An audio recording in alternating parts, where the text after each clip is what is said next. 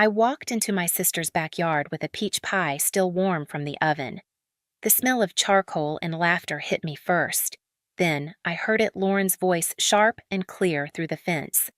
I hope she got into an accident and won't come.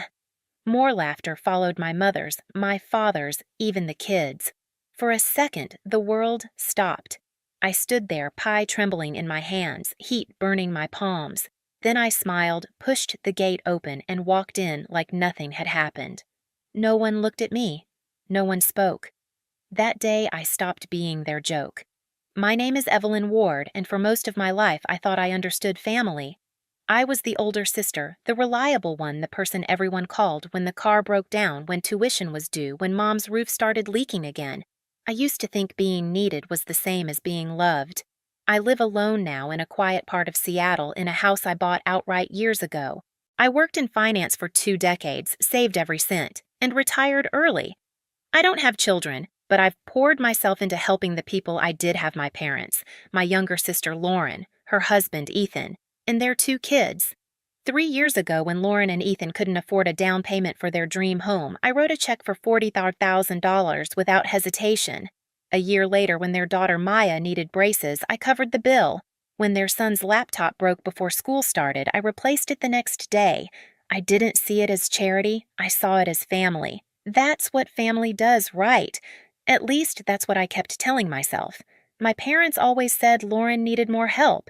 She was fragile, emotional, not as lucky as I was.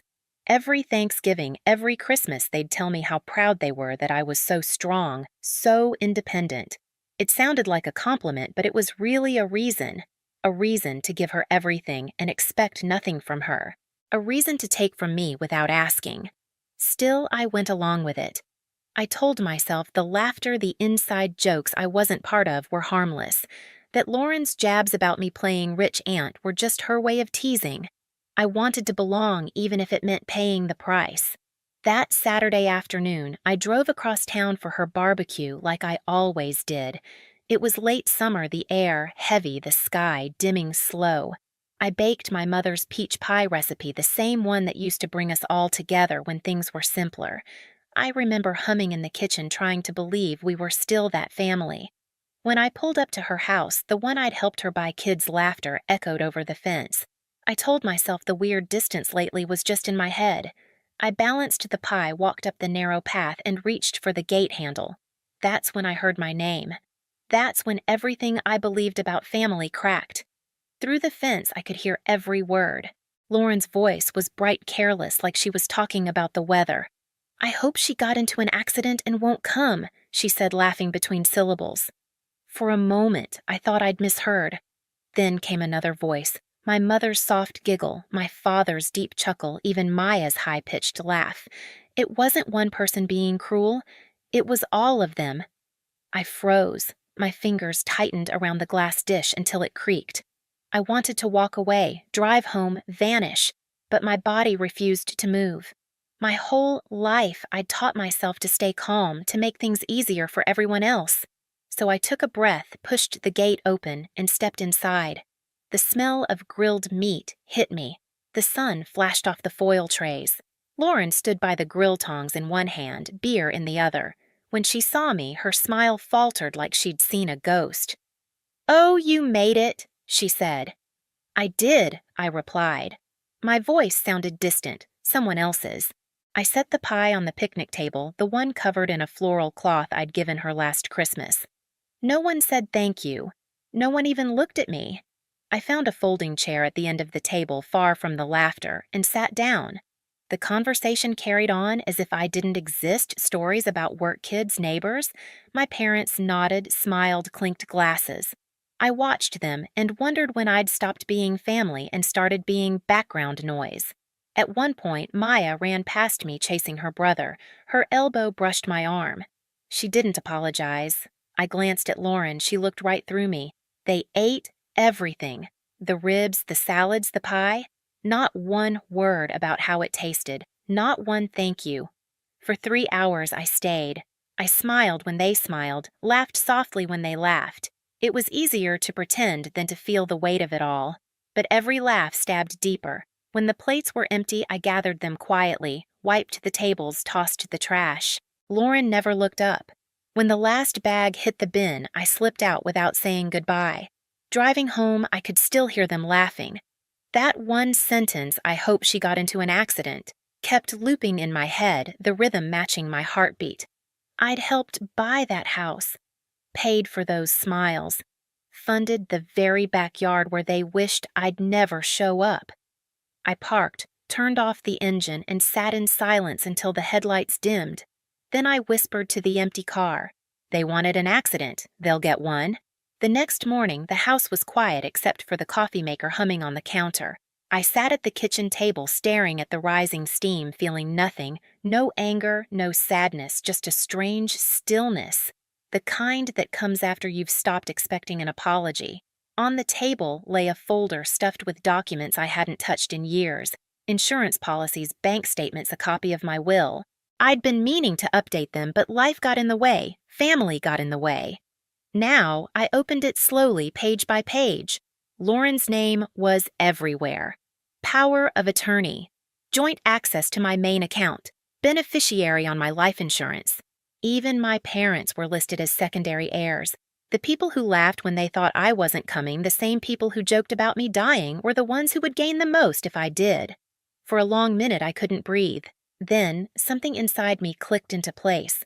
A clean, sharp line, the kind that divides before and after. I picked up my phone and called David Cross, my old attorney. "David, it's Evelyn. I need to change everything today." His tone shifted immediately. "Come in at 10. Bring all your documents." I spent the next 2 hours sorting through papers. Every signature, every name felt like evidence in a trial I hadn't realized I was fighting. When I left the house, I didn't even finish my coffee. David's office smelled like leather and disinfectant. He greeted me with the same calm he'd had during my retirement years ago. "What happened?" he asked. "Family," I said simply. "And that's enough." We sat together as he read through each page. "You want to revoke Lauren's power of attorney, yes. And remove her as your primary heir, absolutely." He nodded, sliding new forms across the desk. "Let's make this official." By noon, my entire financial life had been rewritten. No more shared accounts, no more access. No one could touch a cent without my say. On the drive home, the weight in my chest started to lift. Not all at once, but enough. I pulled into my driveway, rolled down the window, and took the first deep breath I'd had in months. Then, I opened my phone again, this time to call Susan, the bank manager. "I need to remove an authorized user," I said. "Name, Lauren Ward." Silence on the other end. "Then, we'll take care of it immediately." When I hung up, I smiled for the first time since that barbecue. They wanted me gone. Well, now they were. By the time the sun went down, everything was set in motion. Every account reset, every password changed, every door that once led into my life now locked, literally and legally. The next day, I called a locksmith. He showed up in a blue van and asked moving out or locking someone out. "Both," I said. He laughed softly, not realizing how close he was to the truth. By mid-afternoon, the front and back doors had new locks. When he handed me the fresh keys, I held them like they were proof of freedom. That evening, my phone rang. "Lauren." I let it buzz until it went silent. Then it rang again. Mom, then Dad, then Lauren again. Finally, I picked up. "What the hell is going on?" she snapped. "My card got declined at Target. I couldn't even pay for school supplies. You might want to check whose money you were spending," I said calmly. "Excuse me, I heard what you said, Lauren. At the barbecue." A beat of silence.